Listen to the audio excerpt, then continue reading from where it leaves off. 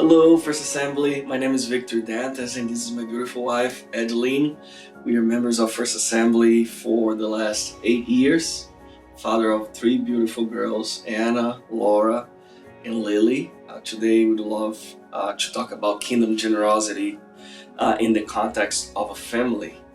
So we try to model Christ to our children and always ask them, what would Jesus do in your place? And what would you also like Jesus to do for you? We just see like how the kingdom unfolds in our own home by living that way, and we see how the fruit of the Word of God actually in their lives, in wherever they do. Yeah, we believe we are to extend grace and mercy in the same way that we have received from the Lord. And it starts in the house. If it's not real in the house, it's not going to be real elsewhere. And I do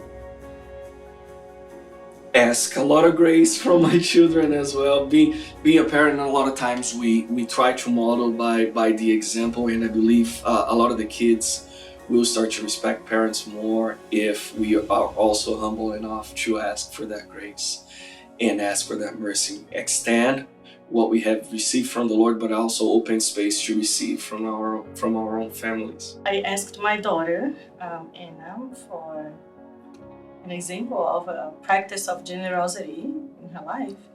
And she said, one time there was a fire drill at school, and she managed to get a jacket, and she got out of the school. But when she was outside, Laura wasn't wearing a jacket, and it was beautiful to hear that she felt like she needed to take her jacket off and give it to her sister.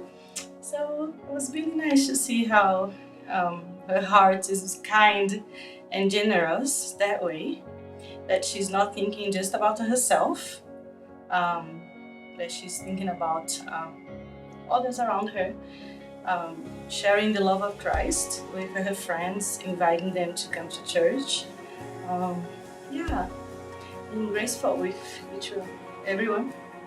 I think one of the comments that we heard around the message or the series, it was how to model generosity and how to walk it out as a family, as a whole unit. One of the things that we've been meditating on lately is understanding the provision of God as it comes to us, either in a form of a seed or in a form of supply. 2 Corinthians 9:10 talks about God gives seeds to the sower and bread for food.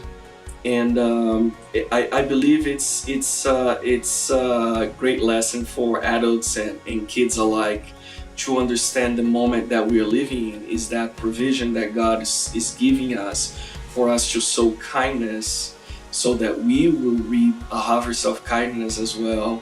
And also what God is providing for us for our immediate need. I believe as a church, we are walking into a season that God is calling us to sow a seed of miracles, and to be able to teach that to our children, or even to learn together with our children is an amazing and a great legacy that we can leave behind.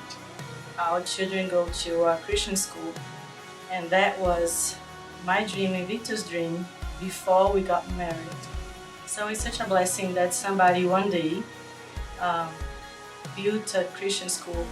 That school was built in 1998, and I am here now in 2022, and I can benefit from that vision that someone practiced. I don't know how to explain, but I'm so blessed that somebody was generous enough to build a school, and that today my kids can benefit of being part of. So I'm blessed by this generosity, and I want to be part of being generous like that, to sow seeds that will be a dream for other families in the future. And even for us as members of this church, and I would assume you see this video in a beautiful Sunday morning, the seat that you are enjoying today in this beautiful auditorium, and even as we record the equipment and this venue that we get to enjoy, were also steps of faith that other people took, and we are getting to enjoy today. In the same fashion, I believe God is calling us all to sow seeds so that others in the future will partake. Maybe our children, as they grow older and they form families, should the Lord tarry that long, they will be able to enjoy the seeds that we plant today. I agree.